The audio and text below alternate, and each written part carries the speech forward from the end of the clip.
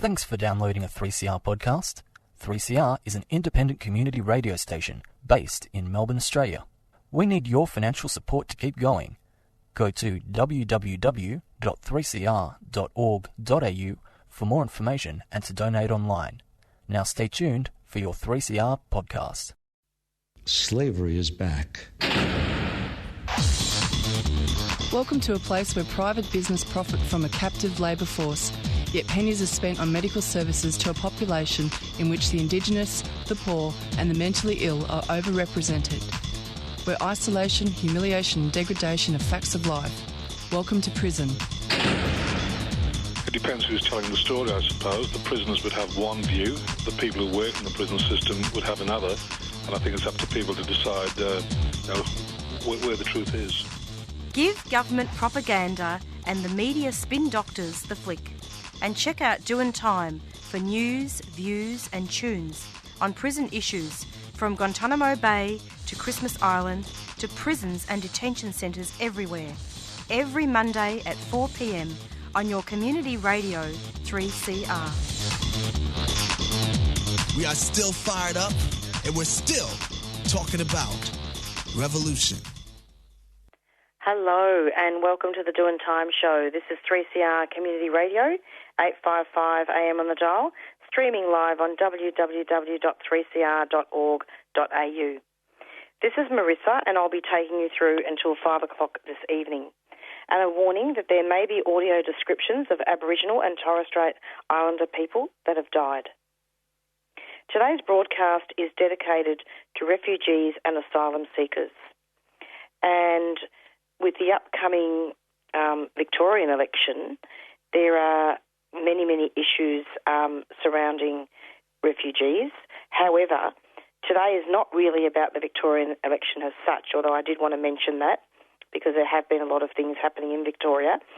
But this is mainly to do with the No One Left Behind rallies that were organised by the Victorian Refugee Action Collective and also by the Refugee Action Coalition in New South Wales. And we'll find out more about that in a minute. First up on the show, we're going to be speaking with Ian Rintoul, and we're going to be speaking to him about the report back. Hundreds of refugees are protesting for permanent visas, and basically there was a rally outside the State Library of Victoria at 2 p.m. on Saturday the 5th of November to demand permanent visas. So after Ian, we'll be speaking with David Glantz as well and speaking to him about that. So really we're going to be speaking about two rallies and the same issue, and I believe that the rally that was organised in New South Wales was at the Sydney Town Hall on Sunday. And then after that, we'll be speaking with Samantha Lee from the Redfern Community Legal Centre, and we'll be speaking to her about COVID fines and how they're exacerbating financial disadvantage for minority groups and vulnerable communities. So, yeah, stay tuned, and we'll be speaking with Ian very soon.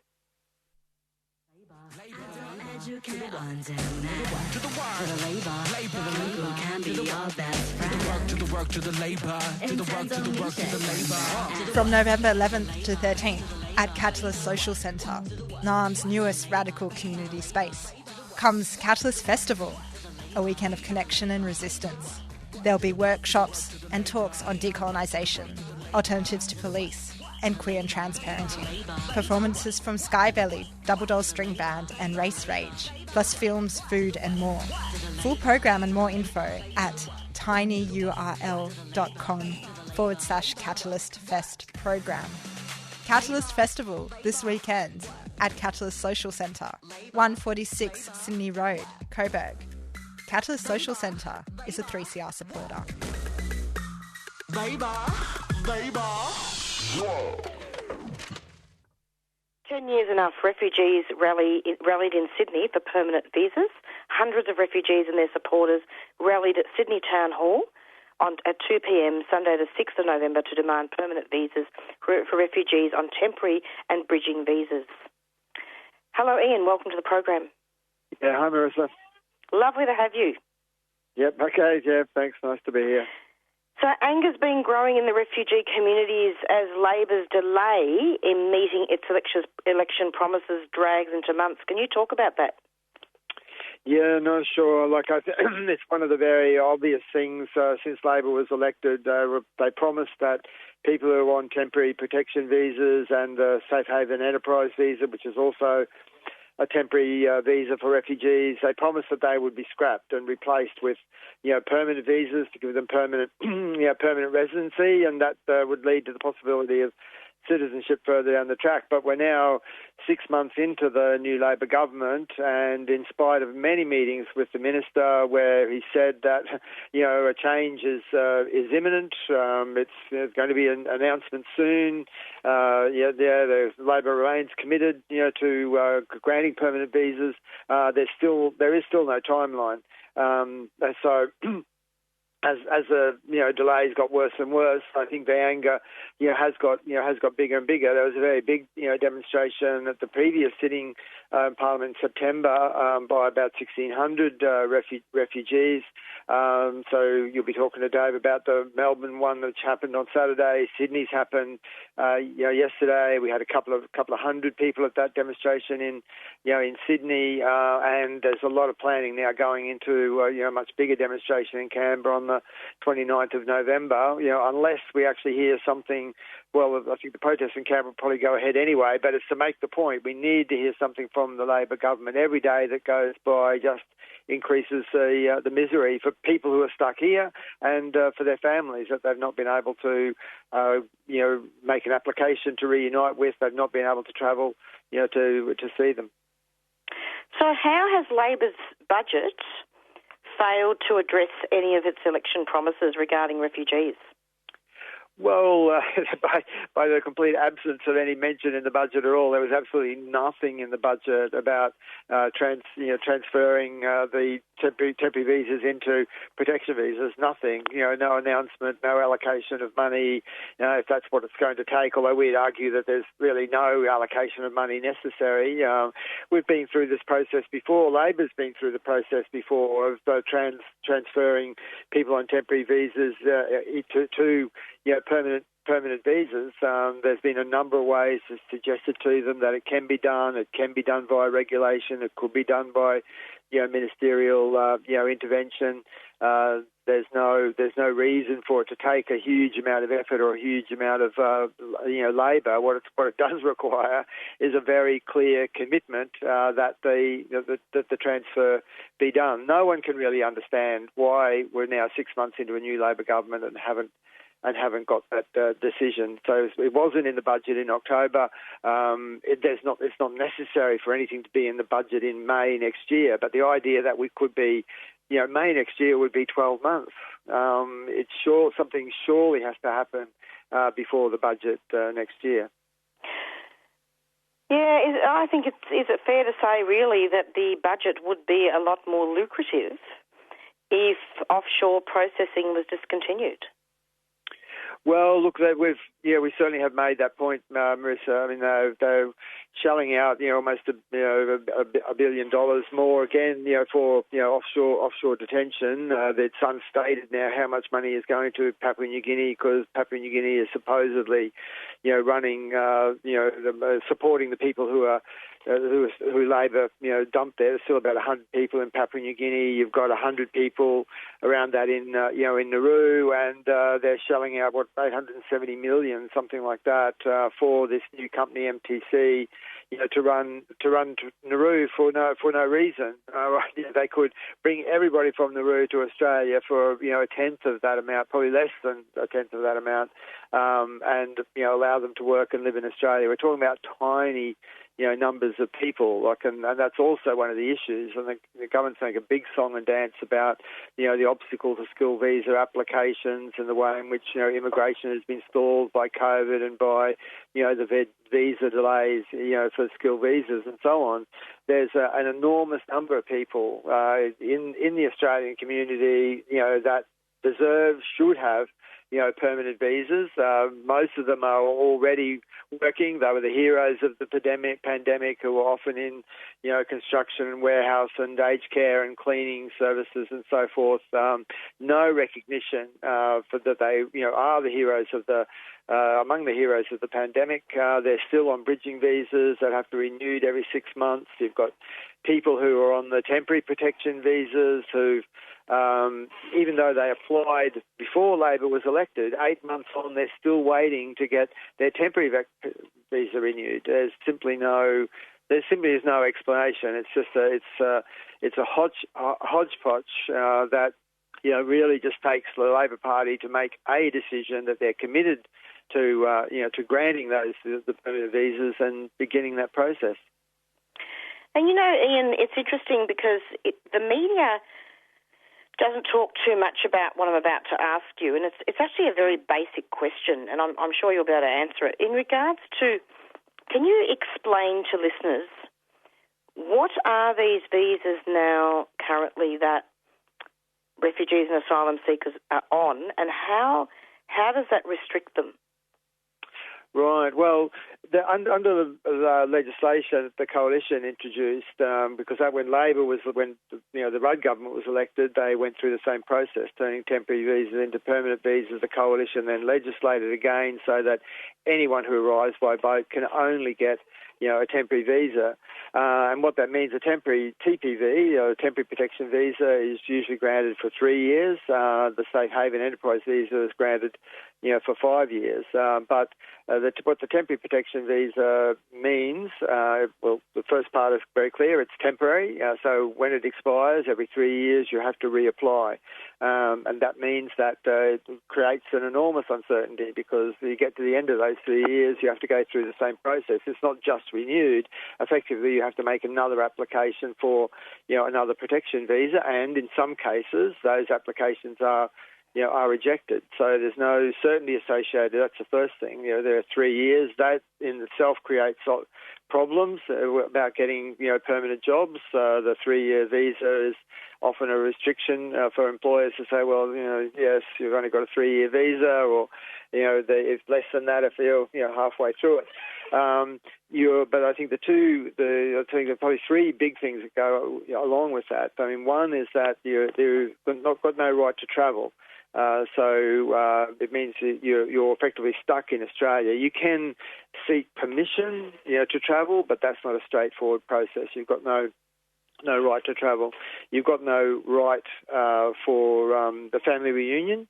So it means that you can make no application for your family that are often stuck in home countries or other transit countries in very precarious, if not as dangerous circumstances as it was for you when you left Afghanistan or Iraq or Sri Lanka, wherever it happened to be. So and then you've got no right to study. So it does mean that both for adults who've often been in detention for a long period of time, have been not able to study because they were in detention, they've got no right to study when they come out of detention. But it also means their children who are also on temporary protection visas, and there are now many stories emerging of the consequences of being on those temporary protection visas. If they want to go to university, they can get school generally up to secondary school, but to go to university, they've got to get they can pay international fees.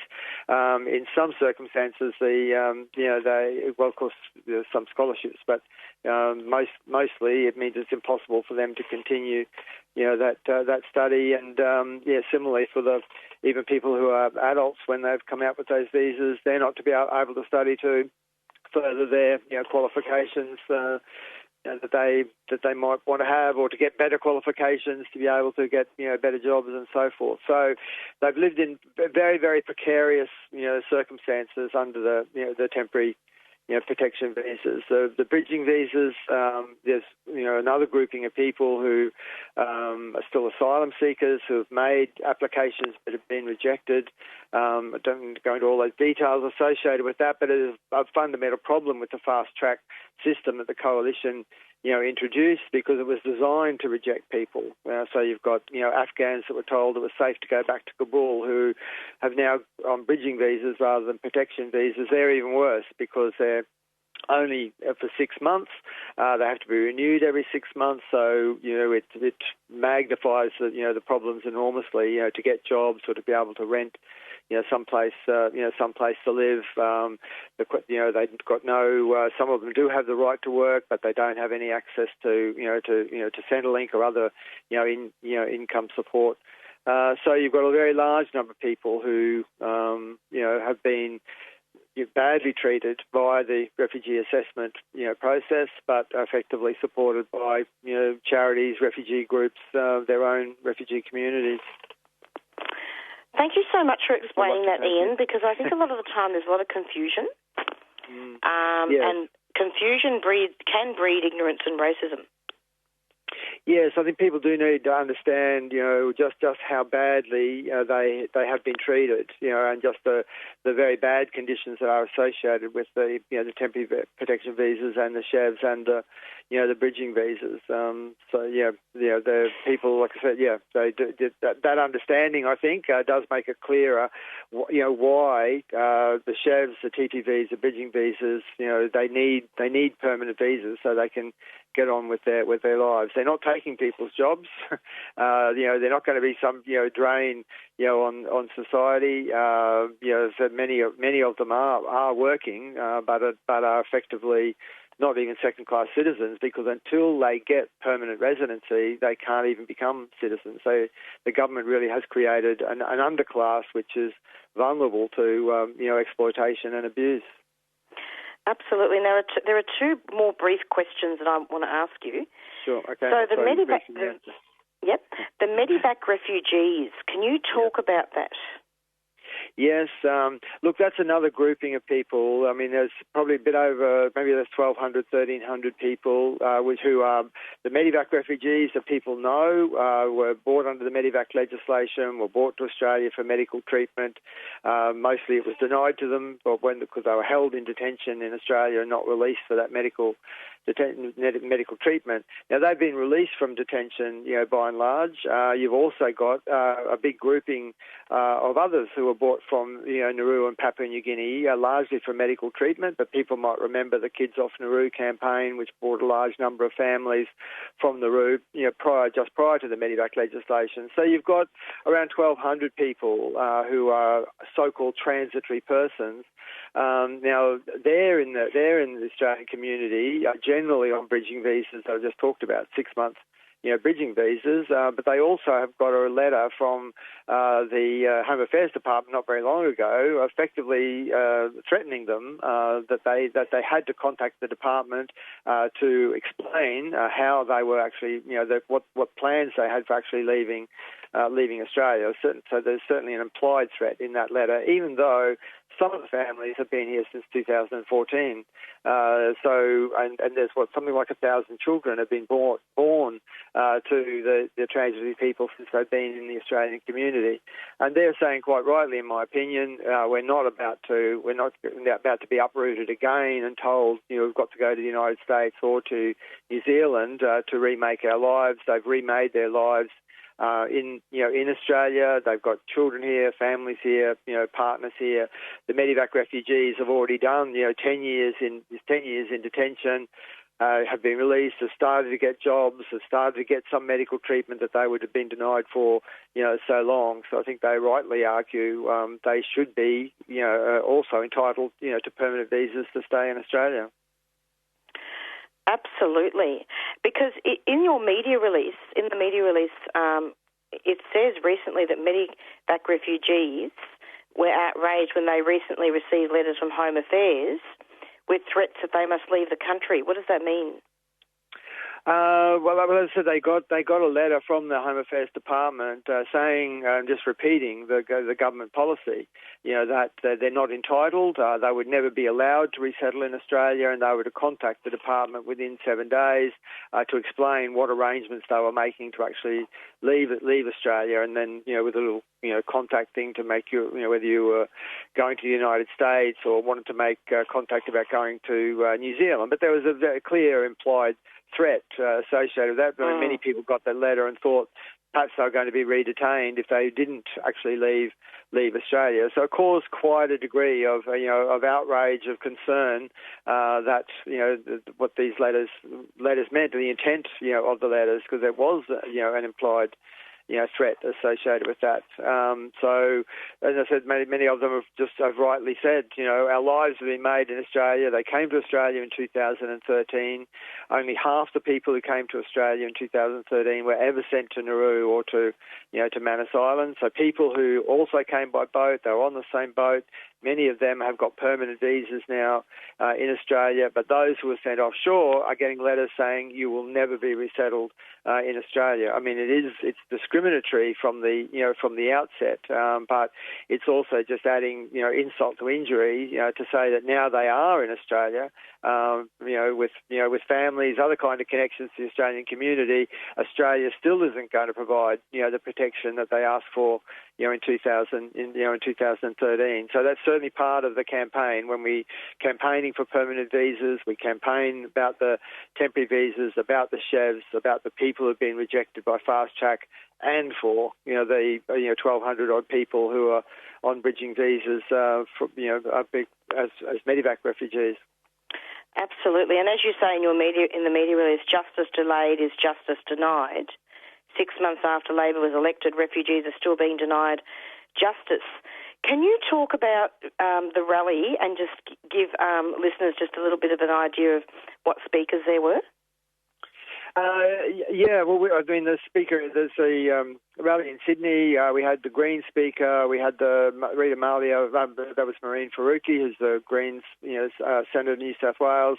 We had Rita Malia, who's the president of the CFMEU Construction Division in New South Wales. And then I suppose the highlights of the rally was, not to take anything away from those two, but really were the two Tamil kids spoke about the consequences of being on temporary protection visas, what it had meant for their parents, what it had meant for them and their education, and then too a mother and daughter who experienced Nauru and are part of that that medevac grouping that we've been talking about. And the mother spoke very eloquently of seeing her the teenage years robbed from her daughter on Nauru, and the horrific conditions they went through on Nauru. And then the daughter actually spoke that the fact that she's not allowed to study meant that in spite of doing well at school, getting entry to university. Actually, when she turned 18,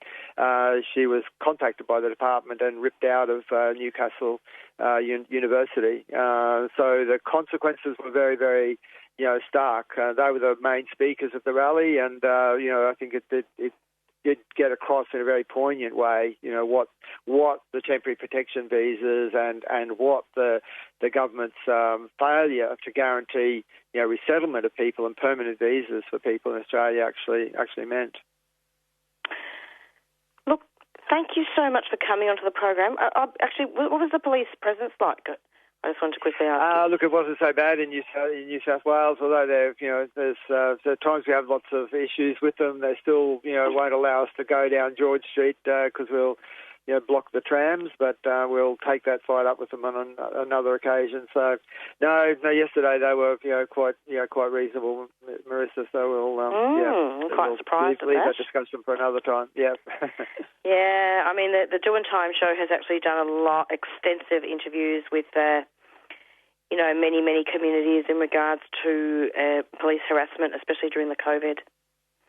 Yes, look, there's a big issue in New South Wales. I mean, you might have seen, but there are many doors because there was a mining, international mining corporation, summit or whatever conference in New South Wales. The police were knocking on many people's doors. About 35 people that we know of had police knock on their doors at, mostly late at night, threatening them really with, we're aware that this is going on, and there are very strong anti-protest laws in New South Wales. There's quite draconian anti-protest laws, particularly directed at environmental protesters. but of course other people are going to be caught by them, them as well. So it's not like the legislation in Australia or the police generally look kindly upon protests. Far from it. But certainly for the refugee rally, we didn't have a problem. We marched through the streets, making it very clear to the Labor government. We had a very good chant, hey, Giles, elbow, hear us say, permanent visas, no delay. So that's what rang through the streets of Sydney yesterday. Look, thank you so much, Ian, for coming onto the program and for giving us such a concise overview of what's been going on. And I'm not sure whether you caught my introduction, but I'm dedicating this broadcast to refugees and asylum seekers today. Yeah, no worries, Mr. No, thanks. Yeah, thanks for that. Hope people got a bit more understanding out of it. Thank you. Thank you very much. Take care. Okay, bye for now. Bye. You're listening to Radical Radio 3CR.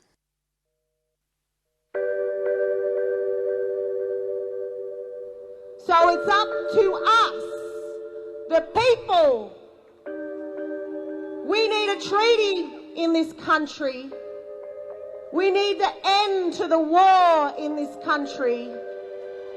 And the only way we can do that is through a peace treaty.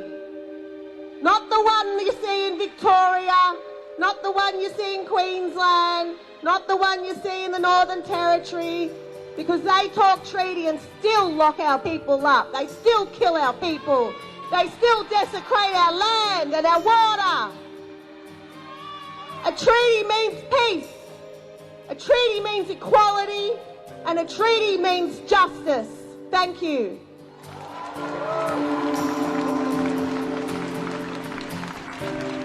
You're listening to Radical Radio on 3CR, 855 on your AM dial, 3CR digital, and podcasting and streaming on 3cr.org.au.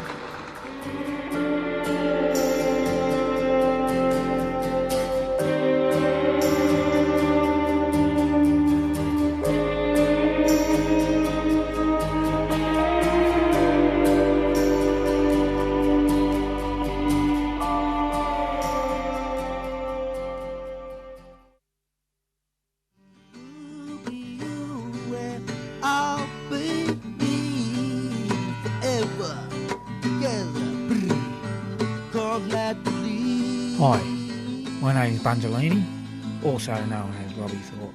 I want to invite you to the 2022 Beyond the Bars CD launch on Thursday, the 10th of November at Arnie Elmer-Thorpe's Gathering Place, Dardy Munwarrow, 546 to 550 High Street, Preston.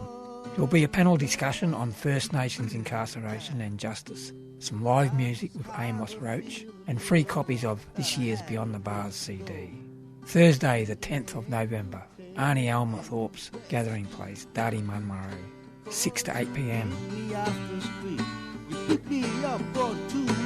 For more information, head to our website 3cr.org.au/Beyond the Bars.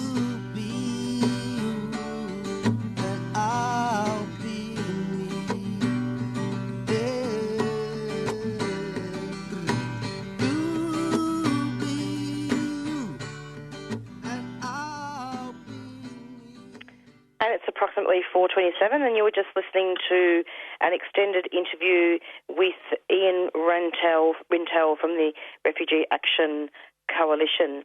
Just wanted to make a quick announcement before we get on to looking at speaking with David Glantz from the Refugee Action Collective in Victoria, that Samantha Lee is unable to be interviewed about the COVID fines and vulnerable communities. And so we'll be speaking with her at a later date. So I will be speaking with David a bit longer, I hope. Despair in refugee communities is reaching boiling point as Labor's budget last week failed to address any of the election promises regarding refugees, and those promises include abolishing the Coalition's harmful and punitive fast-track system, which denied protection to many people who are living in an anxious limbo. And we'll be speaking with David very soon about that, continuing our discussion and crossing over to a report back from the rally in Melbourne at the State Library. Hello, David. Welcome to the program. Yeah, good afternoon. How are you going? Lovely to have you. Not bad, not bad. considering. Oh, dearie me, dearie me. Now, David, tell us what's been happening. Lovely to have you. Tell us what's been happening at the rally at the State Library and why was it called?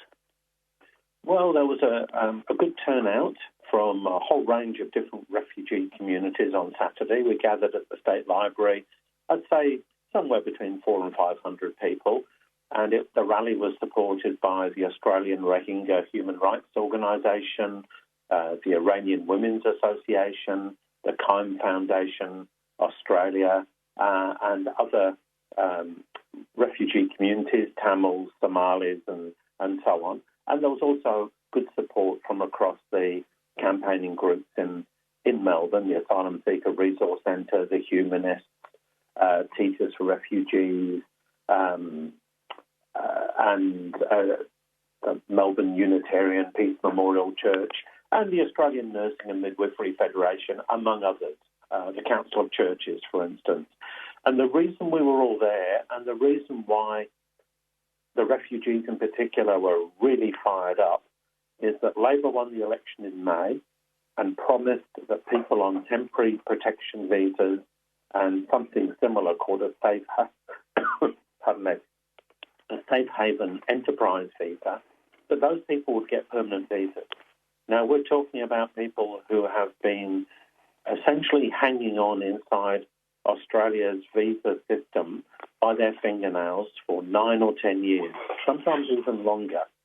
And they've been waiting since May and waiting, and they're running out of patience because their lives are in limbo. They're constantly having to renew their visas. They're losing their Medicare card. Every time they have to change their visa, they have to get a new Medicare card. Their kids can't go to university without paying overseas student fees. Life is really, really difficult. No access to Centrelink. And these people have been waiting, and they were promised by Labor permanent visas. And the Immigration Minister, Andrew Giles, has said, yes, I'll keep my promise. Well, it's now almost 6 months since the election, and there has not been one word on when these permanent visas will be delivered. And I should say, that's a very large group of people. That's probably 19,000 people. But there were others at the rally who have their own reasons to be very angry with the Labor government. There are the people who went through what was laughingly called the fast-track system, something the Liberals brought in, really as a way of making it almost impossible for asylum seekers to prove their refugee claims and to take away from them any kind of right of appeal. So basically they were given a very short notice to provide a very complicated response to why they were refugees, and then they got dismissed. And there are about 10,000 people in that situation, and they're on bridging visas. They have even less security than the people on temporary visas. Then there are the people who were brought to Australia from the camps on Nauru and in Manus Island and in Papua New Guinea. Those people have even fewer rights again.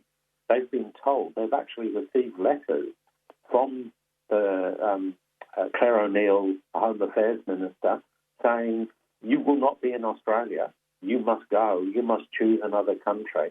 So we're talking about people who are absolutely deprived of certainty, of safety, and that's before we think of another 14,000 people who are trapped in Indonesia, half of them Afghans, who have been told you can't come to Australia, you won't be accepted. Now, Labor sort of suggested that maybe they might, 6 months on, silence. And so you've got tens of thousands of people who are living life absolutely hanging on by their fingernails, and they've had enough. Some of them have gone up and protested in Canberra. Some have protested at MPs' offices here. And on Saturday, what we saw were those communities coming together, speaking out and taking to the streets, saying every refugee and asylum seeker deserves permanent protection.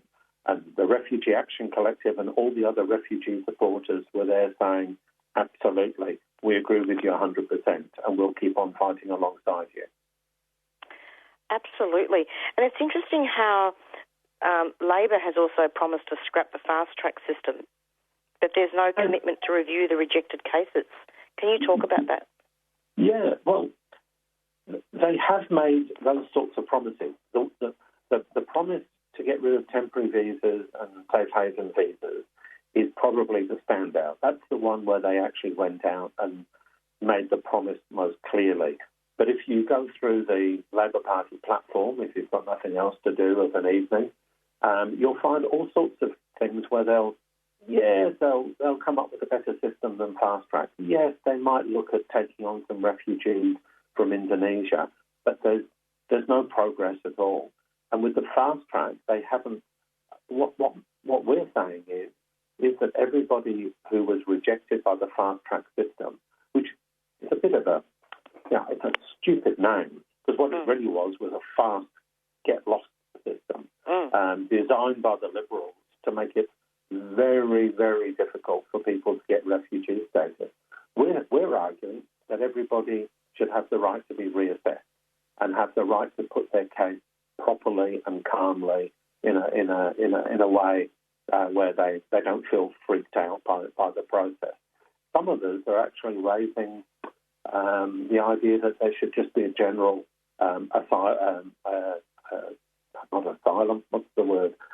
amnesty, a general amnesty, and all those people should simply be granted visas, and that would get no real argument from me. So you've got people who have lived here for, as I say, sometimes 10, sometimes 12 years. I was talking to a man at the rally. He'd been in Australia 12 years. He had still not been told, and he's in a different category again, he still hasn't been told whether his claim to be a refugee has been approved. After 12 years, the human distress is absolutely huge. We talked there's a couple. There's an Iranian man who has not been accepted, at least yet, as a refugee. His wife is Italian. She got pregnant because of the pandemic. She went back to Italy to have the child. It's taken 2.5 years for them to see each other again, and he cannot leave the country because he cannot get papers. She can't come here because she's a tourist, and the man has only just met his 2.5-year-old son for the first time in the last few days. These are the kinds of stories that you hear over and over again. You hear other stories of people where some members of the family have made it to Australia and were accepted as permanent residents and in some cases now are citizens. But they have family members who weren't accepted, or they have family members in Indonesia. There's a man who made it here, got here early enough before the door slammed shut. He's now a citizen. His wife is in Indonesia trying to come to Australia. She can't come here. He can go and visit her, and they've got a family together. But he has to go to Indonesia to meet her, and she's in Indonesia without the right to work, the right to study, without any protection whatsoever. These stories are just heart-rending. Absolutely. And what were you saying? There was an Italian couple, was it? It's an Iranian man. Iranian man and an Italian. His partner is Italian.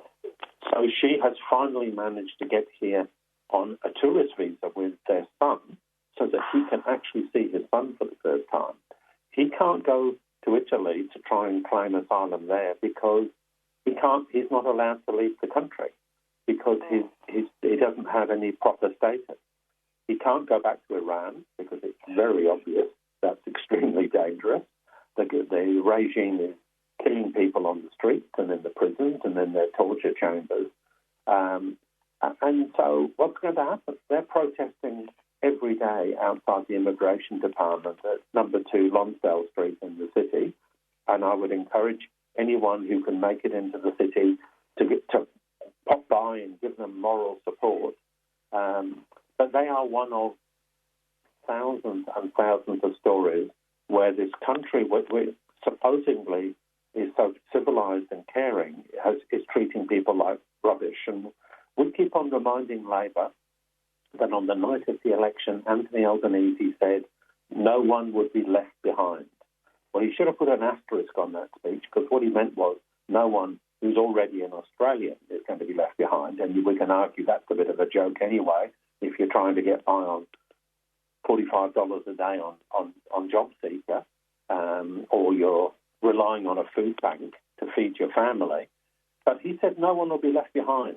And we're saying, OK, let's take you at your word. If you mean that, make sure that no refugee, no asylum seeker is left behind, because these people are in the worst possible situation.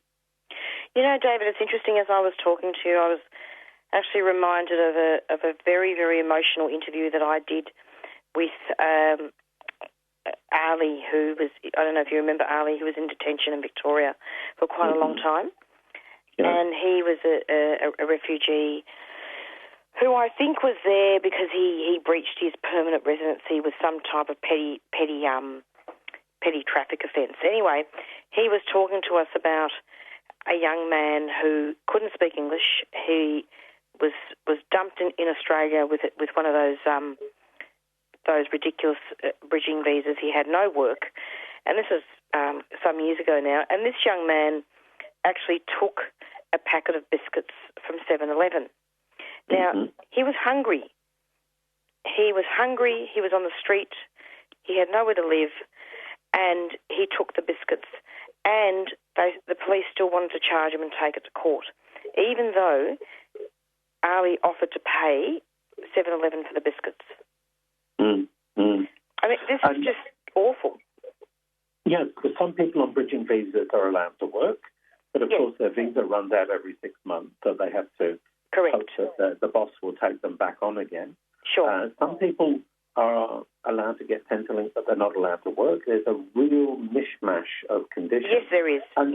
And some people have no support whatsoever, like this young guy you're talking about.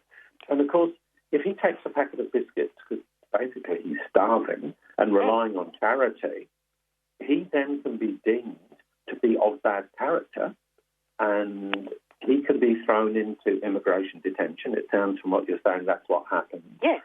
And then he can be there forever.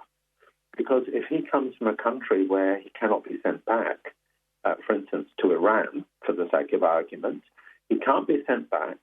He's not allowed to live in Australia. The chances of him being accepted by the United States or Canada or whatever is extremely slim. And so you're looking at people who could live the rest of their lives up at MITA, the detention centre on Camp Road in Broadmeadows, or people tend to get shuffled around between the detention centres because the bureaucrats like to have their fun and move people around. That is a really serious proposition. And if you said to somebody, do you think somebody should be locked up for the rest of their life without release? And people might say, yes, if they're a mass murderer and they've abused children and murdered children, maybe people would say, okay, for those cases. Not everybody would. Some people would say 30 or 40 years is enough. But stealing a packet of biscuits when you're not allowed to work and you're not given Centrelink, and you could be locked up for the rest of your life, and that is that kind of situation. Precisely. It's not and look at Joey. Do you know Joey, the Tongan man? I know Joey very well up in Christchurch. We interviewed him, I'd say a couple of weeks ago now, and his story is horrific, David. Yeah. And Joey would be the first to say that, yes, he did jail time and he did something wrong. He's quite upfront about that. Yeah. But if you were a citizen and you do jail time, you go home afterwards. You might be on probation. You might have to, do this, that, and the other. But you're basically free to go home to your loved ones and to try and start to rebuild your life. But a situation where if you're not a citizen, and Joey is not a citizen, you can go straight from prison when you're released into immigration detention, and from immigration detention to be deported to a country where you may not have lived since you were a child. The point is, Joey did some jail time. There are people in MITA who are in detention who have done no jail time, and have not even been charged with an offence, but just the suspicion that they're hanging out with the wrong sort of people is enough to get your visa cancelled. And that's the kind of situation that was being talked about. A week or two ago, the media was going full bore, and so were the mainstream parties, at Lydia Thorpe, the Green senator. Yes. Because, lordy, she had a friend who was once in the rebel motorbike gang who had never never been found guilty of a crime.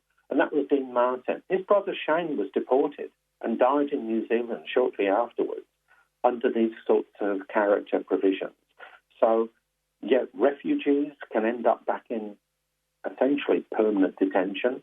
Non-citizens can end up in permanent detention very often, sometimes for doing nothing except having the wrong friend. If Lydia Thorpe wasn't a citizen, she could be in immigration detention for having the wrong friend. There's a level of totalitarianism that is hidden from most people. It doesn't affect 98% of the people 99% of the time. And so people just don't know this is going on. But those things are going on. They were going on under the Liberals. They got worse under the Liberals. And it is the Labor's shame they have not yet made any positive changes, either for refugees or for people who are faced with deportation, so-called 501. And that's a disgrace.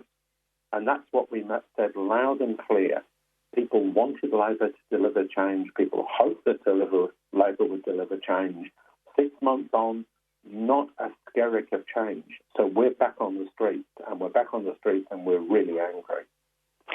Absolutely, and I'm really glad that you made that comment about Lydia Thorpe, because it's all about guilty by association. It's about genocide and colonisation, and refugees and asylum seekers are in a rotten colonised system.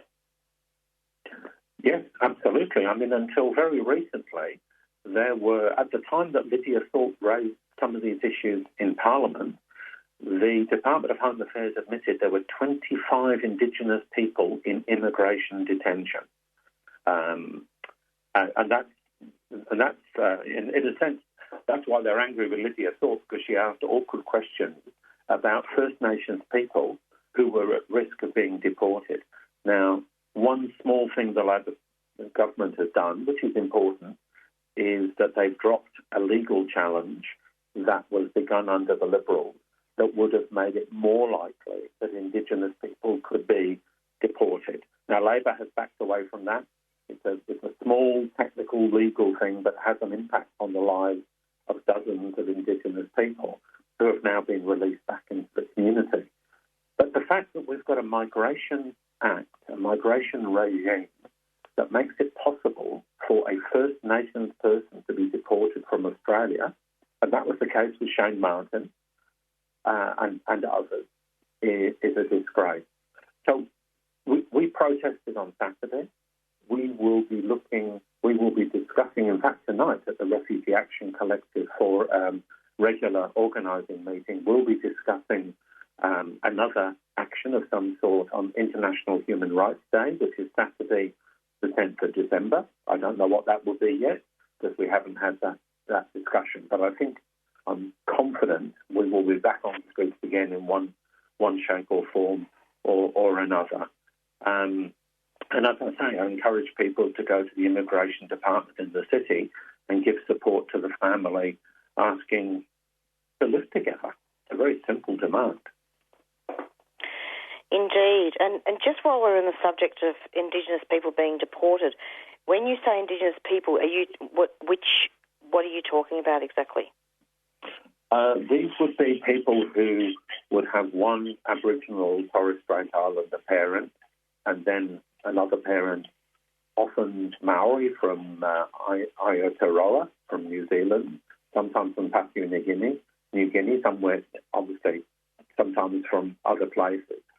And so someone can be biologically descended from a First Nation nation in Australia, accepted by the community as a member of that community, identify with that community, But if they don't have citizenship papers, they ran the risk of being deported. Now, that immediate risk has now receded because the High Court said, no, you can't deport someone with an Aboriginal parent who's accepted by Aboriginal communities.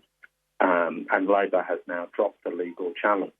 But that's the kind of situation we were talking about. You could be a member of an Aboriginal community, identified as a member of that community, accepted by that community, with dissent from that community. And until very recently, there was a danger you could be deported if you didn't have an Australian citizenship papers. But that's crazy, because a lot of Aboriginal people don't even have a birth certificate. Yeah, I know. And that's not right. No, I know that there are campaigns running to actually try to get birth certificates for Aboriginal people, because if they were born in more remote communities, as you say, they may not have the paperwork. They belong to country. They know their country better than you and I could in 1,000 years.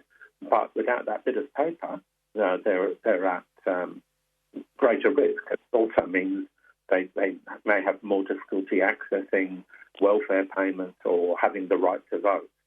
And if one of their parents is from overseas and they haven't got a citizenship paper, then you only have to commit a very small crime, especially under Scott Morrison and Peter Dutton, to be thrown in immigration detention. So they can still be deported? No, not now. Not now. The High Court ruled someone who is Indigenous, the classic test, a physical descent, a biological descent, and a self-identification and acceptance by the community cannot be deported. But the Liberals were challenging that, and the lawyers were saying that there was a very good chance the Liberals would win, and that meant that probably 25 Indigenous people in immigration detention would be deported quite quickly. That's one area where Labor has acted with a degree of principle. They dropped that legal challenge, so the High Court ruling stands. It would be even better if Labor put that into law. But right now, no, Indigenous people in that situation can't be deported. But the very fact it was possible, and possible lots of 6 months ago, but tells you what a rotten racist system we live under. Absolutely. David, I'm so glad that we were able to have this extended interview. There is one final question. Would you just be able to let listeners know what speakers were at the rally and just let us know the police presence? Yeah, sure. We had a range of speakers. Samantha Ratnam, the leader of the Victorian Greens, spoke. So she's an MP in the Victorian Parliament. Pauline Brown from Labor for Refugees spoke and was really fierce against Labor's inaction and backsliding. She gave them a real serve. It's a very powerful speech. We heard from Noz Husseini from the Iranian Women's Association, and of course she pointed out the situation for Iranians in Iran, and therefore the ridiculous situation that Iranian asylum seekers have not, in many cases, haven't been accepted as refugees or are living on temporary protection visas. The government is saying, what's happening in Iran is terrible, the government shouldn't be attacking protesters in the streets. And then it's refusing safe haven, real permanent safe haven, to Iranian refugees in this country, and she made that point really powerfully.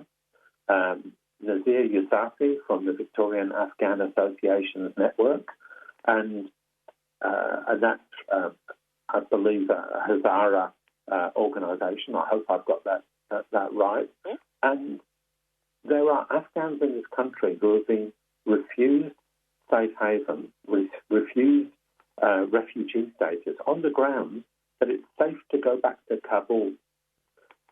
It's an absolute joke. No, of course it's not safe. But there is the Department of Foreign Affairs and Trade is still saying, yes, you can go back to Kabul and you won't get killed. And so on that basis of that really false, misleading advice, the immigration officials will then refuse refugee status. We also heard from a couple of speakers from the Kime Foundation of Australia, and that's a Shia Muslim foundation community in northern Pakistan. We heard from a member, and we also heard from an imam. And Salamul Arif Hussain, who's from the Rohingya Human Rights Organisation, and the Rohingya, just to remind people, are the oppressed Muslim minority in the west of what used to be called Burma, and it's now called Myanmar. There was also a speaker from the Somali community, and I'm afraid I didn't catch their name. That's okay. They spoke a bit late. Can I just add in one? Yes, very briefly. Yep. All right. One is there is a plan to send for refugees and supporters to converge on the Federal Parliament on November the 29th. If anybody who is listening is interested in going up on a bus to Canberra on November the 29th, if you email Refugee Action Collective, all one word, at gmail.com, we'll let you know the details. So Refugee Action Collective at gmail.com.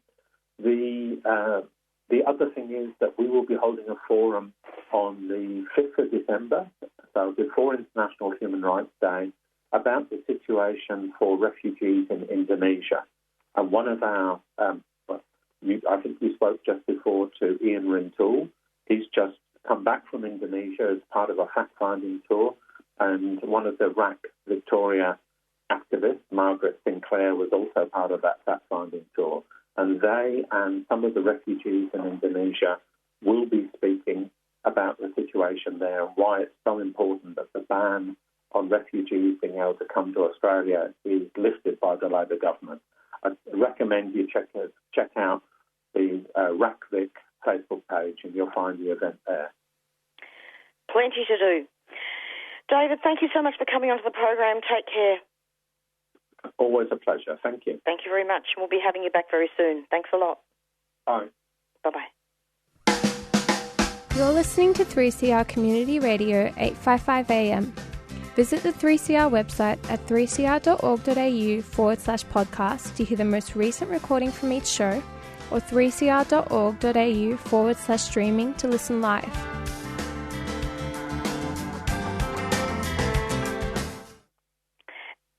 And you just heard two extended interviews with Ian and David from two separate refugee organisations in Victoria and New South Wales. It's approximately 4:57 and I'm out of here. We're going to be going out now with our theme song, Black Fella, White Fella, from the Rumpy Band. Stay tuned every Monday from 4 till 5 for the Doing Time show. Bye.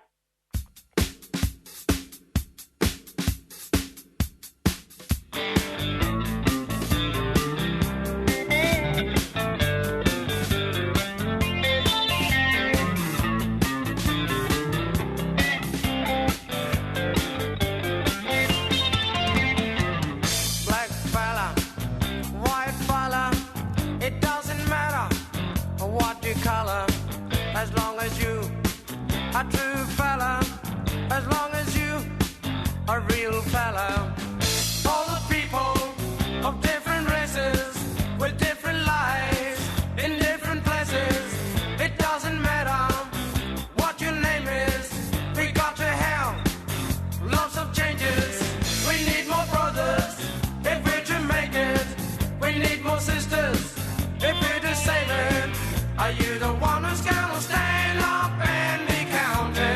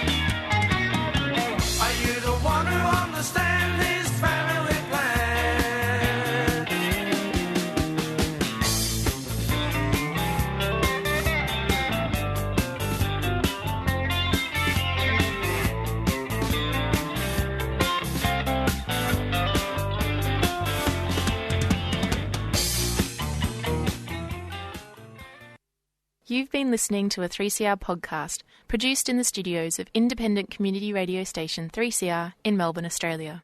For more information, go to allthews.3cr.org.au.